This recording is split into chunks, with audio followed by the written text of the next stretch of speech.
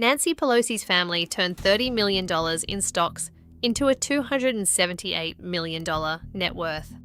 Her husband's trades have beaten the S&P 500 so consistently that people literally made an ETF to copy her moves. And it returned 74%. She is, without question, the most famous stock trading politician in America. Maybe ever. But here's the question nobody is asking. Is Pelosi actually the worst offender in Congress? Or is she just the one you've heard of because she makes a much better villain than the 50 other members quietly doing the exact same thing? 6 days ago, the House voted to ban congressional stock trading. Let's break down what actually passed, who's really trading, and the money lesson hiding underneath all of it. Let's start with the facts because they're genuinely wild. It's technically not Nancy who trades.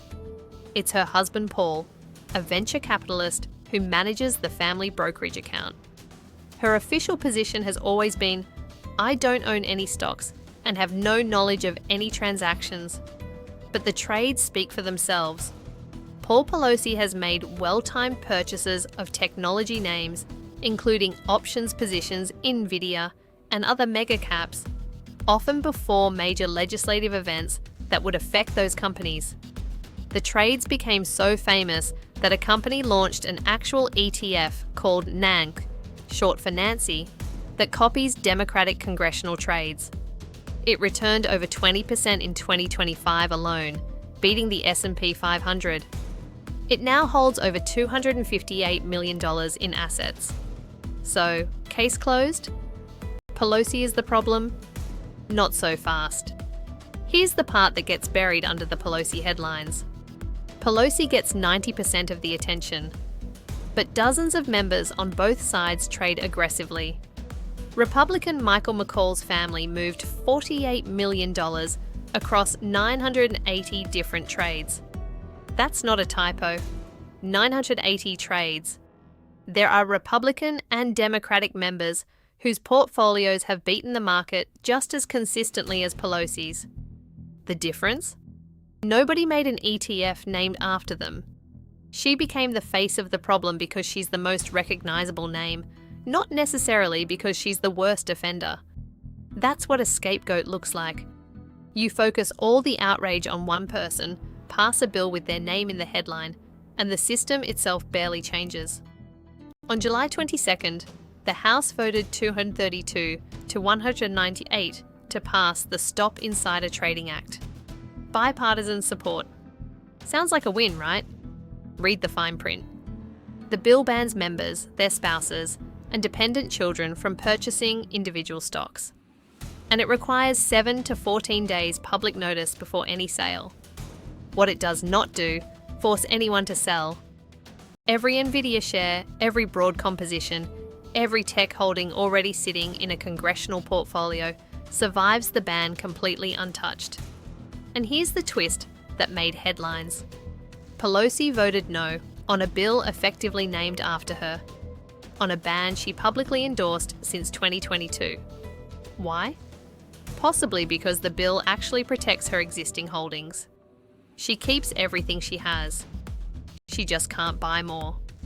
And she's retiring in January 2027 anyway. The ban barely touches her. Meanwhile, the real enforcement problem hasn't changed since 2012. The Stock Act requires members to report trades within 45 days. But no member of Congress has ever been prosecuted under it. Not one. Here's where this gets useful for your money. Lesson 1. Information asymmetry is real. Members of Congress sit on committees that regulate industries, receive classified briefings, and vote on bills that move markets. They will always have more information than you. That's not a conspiracy theory. That's just the structure.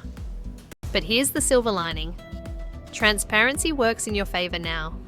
Sites like Quiver, Quantitative, and Capital Trades publish every congressional trade within days. You can literally watch what Congress buys in near real time. Lesson 2. You don't even need to pick. The Nance ETF tracks Democratic trades. The KRU's ETF tracks Republican trades. Both have beaten the S&P 500 over multiple periods. If Congress is going to trade, you can at least ride along. But here's the honest caveat. Copycat trading has survivorship bias baked in. You see the wins. You don't see the hundreds of trades that went nowhere. A simple index fund still beats most active strategies over time. Lesson 3, and this is the big one. The system is designed by the people who benefit from it. The people writing the trading rules for Congress are Congress. Every version has had a loophole wide enough to drive a portfolio through. Don't be angry about the rules. Learn them, then use them. Anger doesn't compound. Investments do. Here's the honest takeaway. Pelosi is a convenient villain, but she's also a distraction. The real issue isn't one person trading well. It's that the entire system allows it, has allowed it for decades, and every reform so far has been designed by the people it's supposed to restrict. The game isn't fair. It never has been. But you have more tools than any previous generation of retail investors. Free brokerages, index funds, congressional trade trackers, real-time data. You can't change the system from your couch, but you can build wealth inside it. And the best revenge against an unfair system is becoming financially independent despite it.